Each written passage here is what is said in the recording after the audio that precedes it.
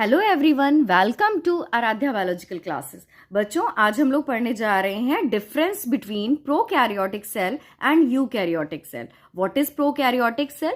The size of cell is generally small. Prokaryotic cell का size small होता है and size of cell is generally large. Eukaryotic cell का size large होता है।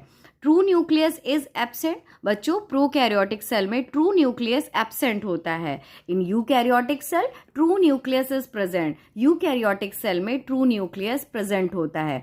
बच्चों, सबसे इंपॉर्टेंट पॉइंट यही है कि इसमें न्यूक्लियस एब्सेंट होता है एंड न्यूक्लियस प्रेजेंट होता है। जब बच्चों न्यूक्लियस क्या करता है? न्यूक्लियस का काम होता है पूरी सेल को रेगुलेट करना, उसकी सारी एक्टिविटीज को रेगुलेट करना। जब वही एब्सेंट है तो सारे सेल ऑर्गेनेल्स भी एब्सेंट हो जाते हैं।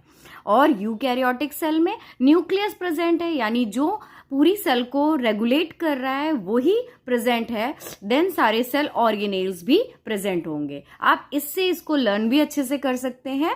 Nucleus absent, then membrane bound cell organelles are absent. Nucleus present, then membrane bound cell organelles are present. चलिए देखते हैं। It contain single chromosome. इसमें सिंगल क्रोमोसोम पाया जाता है। इसमें more than one chromosome present होता है। मेम्ब्रेन बाउंड सेल ऑर्गेनेल्स कौन से होते हैं? Like mitochondria, endoplasmic reticulum, lysosome, Golgi body, ये सारे एब्सेंट होते हैं in prokaryotic cell. But 70S ribosome present होता है। लेकिन बच्चों, एक ऐसा सेल ऑर्गेनेल है जो प्रोकैरियोटिक सेल में प्रेजेंट होता है, उसे हम बोलते हैं 70S राइबोसोम। अब हम बात करते हैं यूकैरियोटिक सेल में। Membrane bound cell organelles are present. इसमें सारे membrane bound cell organelles present होते हैं, like mitochondria, endoplasmic reticulum, lysosome and Golgi complex. But इसमें जो राइबोसोम होता है वो 80S राइबोसोम प्रेजेंट होता है।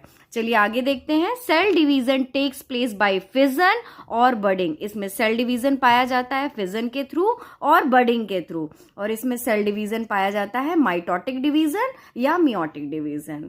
आई होप बच्चों आपको अच्छे से समझ में आया होगा। सिर्फ आपको एक कीवर्ड याद रखना है, nucleus is absent and nucleus is present. अगर न्यूक्लियस एब्सेंट है तो सारे सेल ऑर्गेनेल्स भी, जो मेम्ब्रेन बाउंड सेल ऑर्गेनेल्स होते हैं, वो एब्सेंट होंगे। और अगर इसमें न्यूक्लियस प्रेजेंट है देन सारे membrane bound cell organelles present होंगे। आई होप आपको ये टॉपिक अच्छे से क्लियर होगा। Thank you for watching my video and please like, share and subscribe.